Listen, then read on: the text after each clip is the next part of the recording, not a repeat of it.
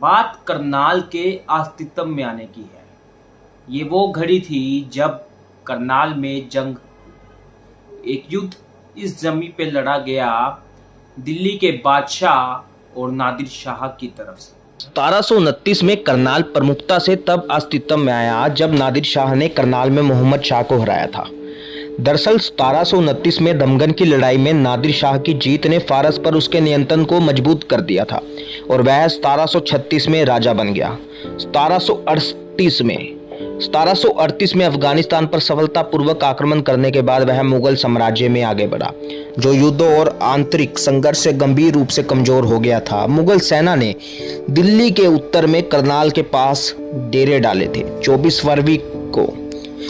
फरवरी को फारसी करनाल की ओर बढ़े और मुगलों ने उनसे मिलने के लिए एक बल भेजा, जिसमें कई युद्ध हाथी भी शामिल थे। मुगल मोर्चा 2 मील से अधिक लंबा और समान गहराई वाला था।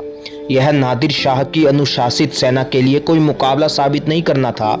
फारसियों ने तब तक इंतजार किया जब तक कि मुगल करीब सीमा के भीतर नहीं आ गए और गोलियों की विनाशकारी ज्वालामुखियों को छोड़ दिया, जिसमें हाथियों ने विशेष रूप से आसान लक्ष्य प्रदान किए। मुगलों ने अपने 2 प्रमुख कमांडरों को खो दिया। लड़ाई तेजी से एक मार्ग बन गई। फारसियों ने पीछा किया और मोहम्मद शाह को पकड़ने में सक्षम थे।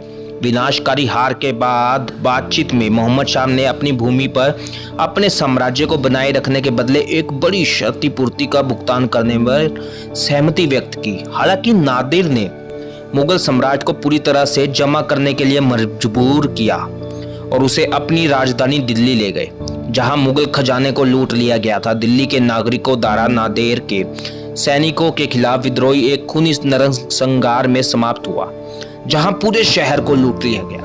दिल्ली में हुई भारी लूट के कारण नादिर ने कुल 3 वर्षों के लिए सभी करों को हटाते हुए एक शाही फरमान जारी किया। कई मृतकों को पीछे छोड़ते हुए फारसी सेना शीघ्र ही विदा हो गई। करनाल में मुगल साम्राज्य की भारी हार के परिणाम स्वरूप पहले से ही गिर रहा मुगल राजवंश कभी गंभीर रूप से इस हद तक कमजोर हो गया था कि इसके पतन की गति तेजी से आगे बढ़ती गई। एक वर्ती के अनुसार यह भी संभव है कि भारत पर नादिर के आक्रमण के विनाशकारी प्रभाव के बिना भारतीय उपमहाद्वीप का यूरोपीय औपनिवेशिक अधिग्रहण एक अलग रूप में आया होगा, या शायद बिल्कुल भी नहीं। नादिर शाह की करनाल की लड़ाई में अपनी जीत के बाद मयूर सिंहासन पर बैठे। इस युद्ध में लगभग 400 मुगल अधिकारी और संवत 20 से 30 हजार सैनिक मारे गए थे। तब से लेकर आज तक करनाल ने कई दौर बदलते देखे और करनाल में हुई इस लड़ाई के बाद करनाल अस्तित्व में आया।